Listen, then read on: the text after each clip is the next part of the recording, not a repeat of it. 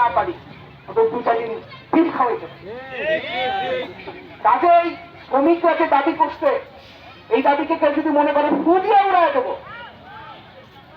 তাইলে বলি যে আপনারা আইসা শ্রমিকদের জীবনটা একটু যাপন করে দেখেন, এই জীবনটা একটু কাটায় দেখেন কেমন লাগে।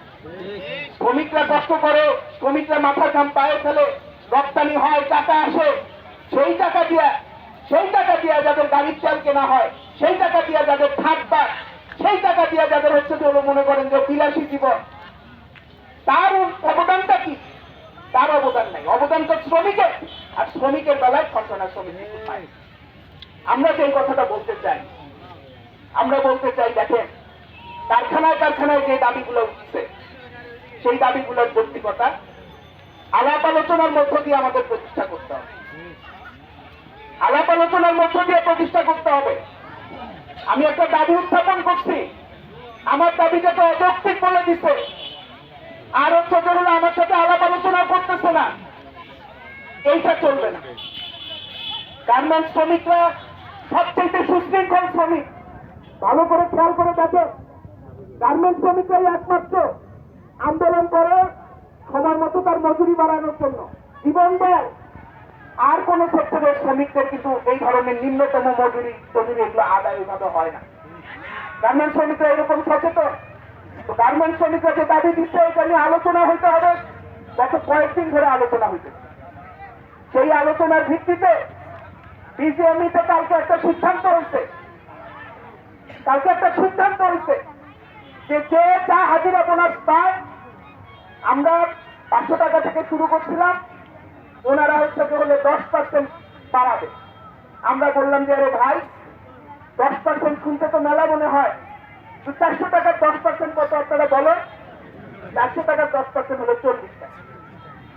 আমরা বললাম যে সব পার্সেন্ট বাদ দেয়, হাজিরা বোনাস এখন যা শ্রমিকরা পায় সেটার সাথে আপনারা আরো 500 টাকা যোগ করে দিন। এই যে টেবিলের এই পাশাপাশ আলোচনা, সেই আলোচনায় একটা জিনিস তো আমরা জানি, যখনই শ্রমিক কোনো দাবি করে, তখনই বাংলাদেশের সবচেয়ে গরিব, সবচেয়ে ফকিরে পরিণত হয় যে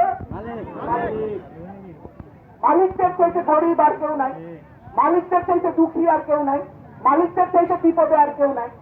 ফলে তারা কান্নাকাটি শুরু করে দেয় যে হলো না, এটা তো কেউ পারবে না, 1-2 জন পারবে, বাকিরা পারবে না, একটা বিশৃঙ্খলা হবে। এইভাবে মনে করে যে হলো কালকে 6.5 ঘন্টা পত্রিকায় দেখবেন যে 6.5 ঘন্টা ধরে এই সেনাবাহিনীর উপস্থিতিতে, সেনাবাহিনীর এই এলাকার যিনি মেজর জেনারেল আছেন, 9ম পদাতিক ডিভিশনের যিনি ডিওসি, তার উপস্থিতিতে একটা বিরাট তুল কালার আপনার হচ্ছে টানা হেঁচড়া হচ্ছে।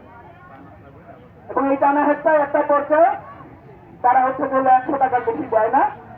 শেষে এই সেনাবাহিনীর হস্তক্ষেপে জিনিসটা হলো এরকম, যে যা হাজিরা বোনাস পায় তার সাথে 225 টাকা হচ্ছে গেলে যুক্ত হবে। এইটাতে আমি খুশি হইতে পারি কি পারি না আপনারা বলেন? এটাতে খুশি হওয়া যায় না, এইটাতে খুশি হওয়া যায় না। কিন্তু ওই সিদ্ধান্তটা ওইখানে হচ্ছে। টিফিন বিলের ব্যাপারেও আলাপ হচ্ছে, আমরা যে নাইটের ব্যাপারেও আলাপ হচ্ছে, নাইটের ব্যাপারে মালিকরা পিছলায়া যায়, কয়েকগুলো দেখেন নাইট যে আমরা করাই, এইটা কিন্তু হচ্ছে বায়াররা জানলে আমাদের অর্ডার বন্ধ হয়ে যায়। কি সুন্দর কথা, নাইট যে আমরা করাই, এটার ব্যাপারে বায়াররা জানলে আমাদের অর্ডার বন্ধ হয়ে যাবে। অত এটা নিয়ে কথা বললেন না, এটা নিয়ে কথা বললেন, এটা মানে ভাই, এটা নিয়ে না কথা না বললাম, নাইট তো করা, নাইট দিলেন তো হক আছে আমার, এটা নিয়ে তো আমার দাবি আছে। আমরা বলছি বলে দেখেন, এই ধরনের দাবি দেওয়া এগুলো হচ্ছে কারখানা পর্যায়ে সমাধান করার বিষয়,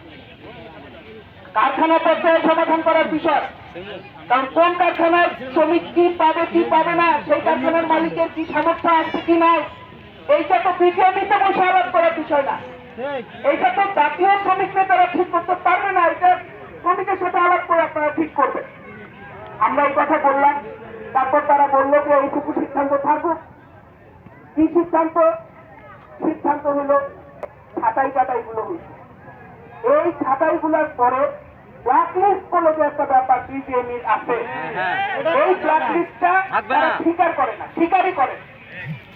তারপর তারা কাগজে লিখছে এইভাবে, যদি এরকম কোনো কিছু থাকে, আমাদের জানা নাই, কিন্তু যদি থাকে, এটা আজকের পর থেকে এই ধরনের ব্ল্যাকলিস্টের অস্তিত্ব